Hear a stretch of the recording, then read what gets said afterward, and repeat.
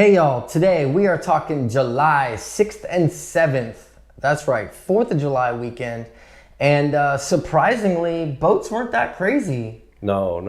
Though Sunday there was definitely some big boats moving around. And so if you're running that main channel, you definitely had to pay attention. Yeah, you definitely had to pay attention for those long Delta Destroyer whoops that you had back there like normal. And, just like normal, you're running across the water 60, 70 miles an hour, and all of a sudden you start feeling the whoop, whoop. Yeah. And you just slow it down. Yep. But for the most part, ramp was empty, and pretty much the only boats that were there were our club tournament that they graciously put on a holiday weekend. Yeah. Well, let's get into it. Weather-wise, Saturday was on land was really, really hot. Yeah. But when you're out on the water, that wind and that water just kept it cool pretty much. Yeah. One of the things that I was thinking right off the jump on Saturday was it didn't feel froggy. Yes. It was there though. It was there, but it didn't feel like it. It didn't have that conventional, like, I'm sweating off, I feel froggy. But that bite was definitely there, and the topwater bite is definitely there. Yeah. Sunday was a little more windy, a little bit colder. Yeah. But, and the weather actually changed a little bit. Friday, when I was pre-fishing, I pretty much threw everything and got bit from almost everything. And when the tournament rolled around Saturday, Sunday, it definitely clammed up. Yeah.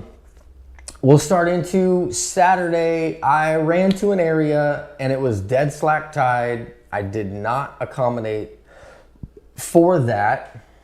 I didn't accommodate for when the high switch was. My mistake. The only thing we did get bit on was the Spook Junior, and just slow walking that. And when I mean slow walking, I mean like slow walking it, and that's when they would hit. And I think we had another fish that I picked up the old spinnerbait on. And this is a Dobbins Beast spinnerbait with a 3.8 Kitech. I don't really think the color matters. This is thread fin, but I don't think the color matters on the tail. And I was fishing island points, basically. If you're looking in the background, I'm sure you'll recognize what islands those are. They're pretty common.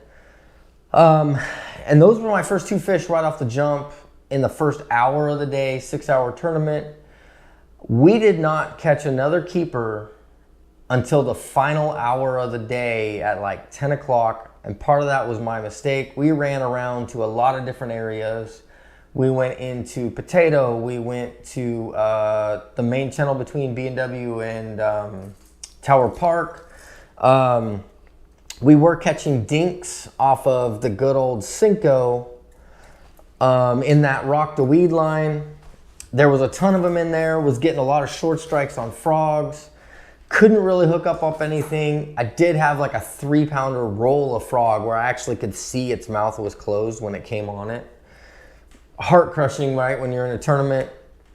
Then last minute, I decided I needed to go back to the first area that we had caught fish, because that's the only place we had caught keepers. Ran all the way back down there. Alicia, my partner, picked up a Cinco. She threw it into, basically it's like a deeper Thule stand with hyacinth caught up inside that. And she stuck a 3 that came undone at the boat. But then that, coupled with some other things, and it was feeling froggy, had that nice heat. I picked up the black yellowhead frog, river to sea frog, and I started throwing that around, and second Thule clump with that hyacinth in there that I threw on there, a 4 1/4 comes out and smokes it. And then just ping pongs between the Thules. I didn't think I was gonna get it. Fought that thing out of there and then picked up some more fish. Again, basically what we were fishing was that Thule clumps with that shade cover. Yeah. And then we only had 4 fish at that time, picked up 2. Then I just started point hopping, point to point to point, and I threw past a tule clump with that frog. 2-pounder comes up, smokes it, boat flip it into the boat, throw it into the live well, no call tag, run back to the weigh-in with 4 minutes to spare. That was my Saturday as far as keeper wise, and it was a grind, for sure a grind. Had 11:35 for second place on Saturday. Saturday's big weight was 12.14. How'd your Saturday go? So mine was a little different from yours. I did account for the tide switch. And so I ran to where I thought that I would have tide movement the whole day, where I wouldn't have slack tide. I ran into a spot and I immediately started throwing, picked these up, Zoom bait. It's like a frog, Zoom frog, sexy shad. And I just put a regular beast hook with a screw lock on it. It floats, it goes through everything. It's basically weedless, and it's almost like a popper or a whopper plopper. It plop, plop, plop, plops. That plop sound. But it goes through everything. I picked up a fish on that almost right away. I was walking it out from the rock. I paused it, and as soon as I paused it, kind of like what you're talking about, that slow walk, I got eaten. And I was, fishing the Delta. I ran through some rods. At one point in time, I felt like I had a yard sale out. I had 9 rods on my deck. But when you're going through some stuff, you never know what you want to throw on it, right? Like I had a punch rod. I was punching some stuff, but in that morning, it didn't feel froggy, but you always got to throw a frog just to keep them honest. It's the time of the year. And I'm throwing the same frog James was, that black with the yellow head, river to sea. I picked up 2 or 3 keepers on that.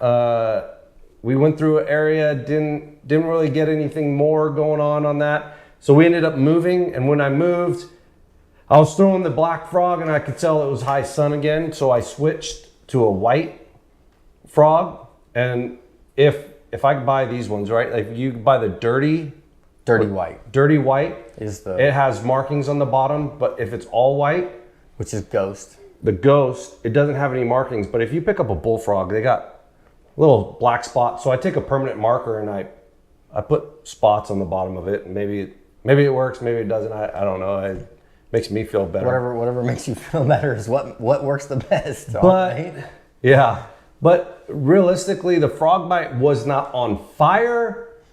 You threw 30 casts to get one bite. But typically when they it was a good bite, and I was pulling them out, good hook set, good. Yeah, they were hooks. Choking the frog. Right. They would either nip the tails and suck it down, yep, or they'd just straight choke it. I had a couple, like what James was saying, shark it, where they came completely out of the water, but I never even swung the rod on them because I could tell that they didn't. They were mouth closed. They'd slap it. Actually, on Friday, I hooked one on the side, like it came up and came over on, like rolled on it, and I actually ended up hooking it on the side. So I caught most of our keepers doing that. I did catch some punching, and I started punching with these baits right here. These are the Rapala Crush City, the cleanup claw in watermelon red. To me, I threw it all weekend, and it goes through with the 1 ounce punch weight. I was going through almost everything, and I was getting bit on it and having a good time. At the end of our day, we never really got that big bite. My partner, Big John, was catching them on drop shot around the deeper water, but we really never got that big bite. So I ran to a couple points at the end of the day, just trying to get a bigger bite. And I threw the 6 Cents Flow Glide, the one I've been throwing lately. And immediately I had action. They were coming out at it. It was deep follow at first. I changed angles. And as soon as I changed angles and threw across it, I got hammered. But that's pretty much it for my Saturday. I think I had 960 or something like that for 5. It wasn't great, but we did catch a ton of fish. Yeah.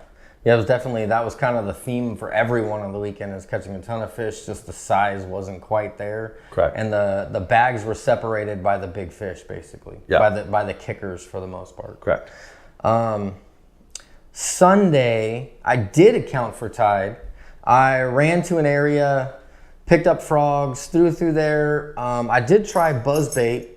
On Friday, pre-fishing, I was catching them on buzzbait. This is just a horny toad on I think it's called Leverage or something like that. I can't remember exactly who makes this, but was throwing a buzzbait and they were short striking it. So that's why I picked up the frog. Ended up sticking a small keeper off of that. Alicia missed a keeper off of it. They just weren't fully committing to it. Ran to a different area. While I was throwing a frog, Alicia was throwing that Cinco. Again, accounting for tide. And as we were going down there, we ended up getting a limit between the Cinco and the frog in the morning. And then ran back to some stuff. Was kind of, again, back on that struggle bus again. To try and get that bigger bite. We could get a ton of smaller bites, but the bigger bite was the trouble. So we basically ran back to the area from Saturday, dug back into that, and couldn't get anything to go on top water, couldn't get anything to go on all that. So then what I did is I resorted to punch, and this is just a 1 ounce with that. Oh, dropping it.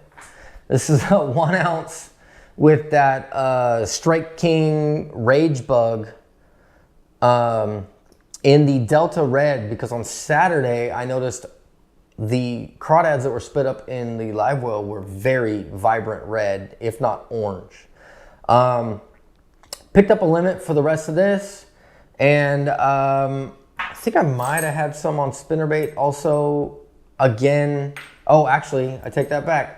We got done with that. We moved to a whole nother area because I ran out of punching material or punching areas, and picked up the spinnerbait on that outside weed line, stuck a 3-pounder, stuck another good one, and ran out of time. It was actually on a decent bite, ran out of time for that on Sunday. That's outside weed line with kind of near the glass house area. If you guys have heard me talk about it before, it's glass house area. That was pretty much our weight. Our weight was like barely 10 pounds. Yeah. With a 3-pounder. So you can see it basically was all a bunch of like less than 2 pound average, basically. And know that this tournament was a 6-hour tournament. So 6-hour tournament, yeah. So it was 5:20 to 11:20. So you don't have much time to adjust, or you got to just get on it. Yeah, you got to get to it. We on Sunday had a pretty slow start. It was not happening it was a different day. It was windier. It was a little cooler. We picked up one on a Chapo. We picked up a 5-pound pike minnow on a buzzbait, and we thought it was it because it was wallowing right at the shoreline, like it was the thing. But we ended up picking up.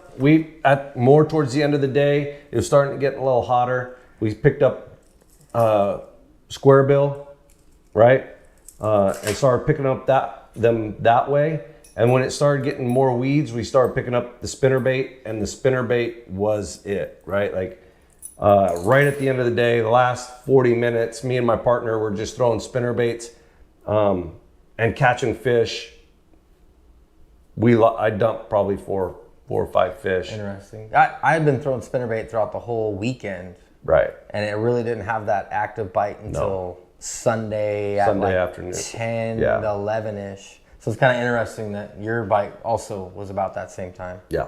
So it's kind of cool. Yeah. What else you got for Sunday? No, that was about it. That we ran out of time, just like what you said.